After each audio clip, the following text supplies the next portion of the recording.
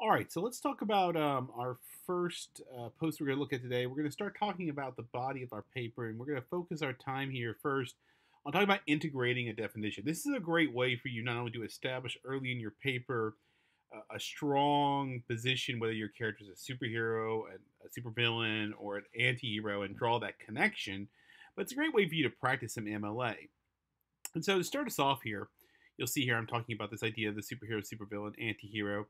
And here's an example of just an integrated paragraph. In this case here, I was using Scott McCloud, and I was using his definition of comic books. So let's just take a look at it real quickly.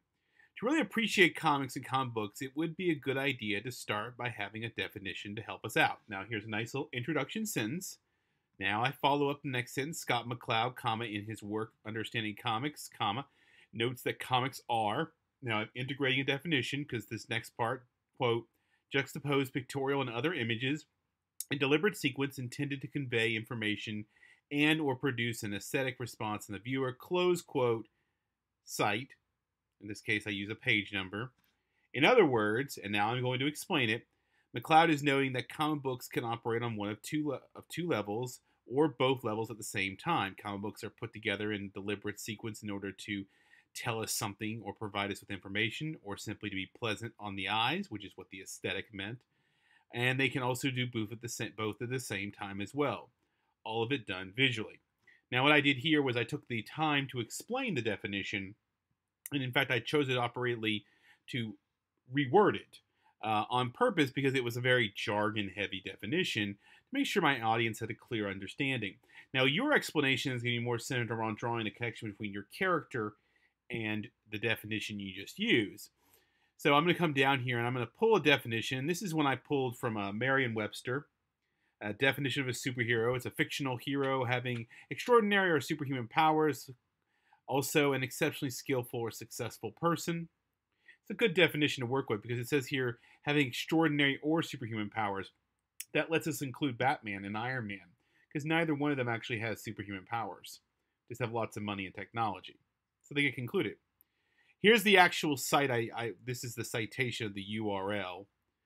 And so here is what my works cited entry would look like. Okay. Superhero being the term I looked up. Merriam-Webster.com, which is the location where it's published. The publisher, in this case Merriam-Webster, here's the URL, and here's the date I accessed it. Okay, I need that information, and of course my in-text citation for this to lead the audience back to me is to simply have superhero in quotations. So whatever term you look up, that usually gets to be the thing that gets listed first. Therefore, it becomes the thing that in-text citation. And just to help us out, I did another example here as well. So this time I'm defining Superman. So watch what I do here.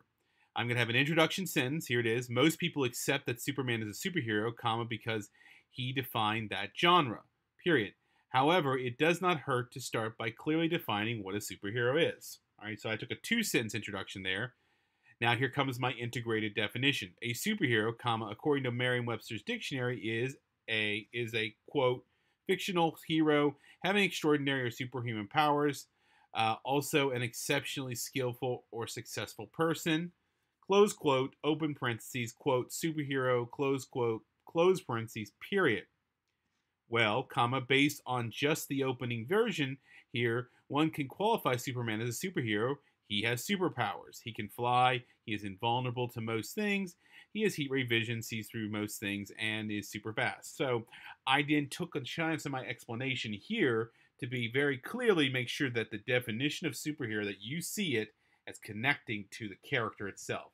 Same thing you do with a supervillain, same thing you might do with an anti-hero. You want to use your explanation to set that connection up. Make sure that the audience has no doubt in our mind, okay, you're talking about the superhero, here's a definition of the superhero, and then you want to bring those two together in your explanation. Okay? And this will be a practice for us in our first discussion forum this week. So good luck.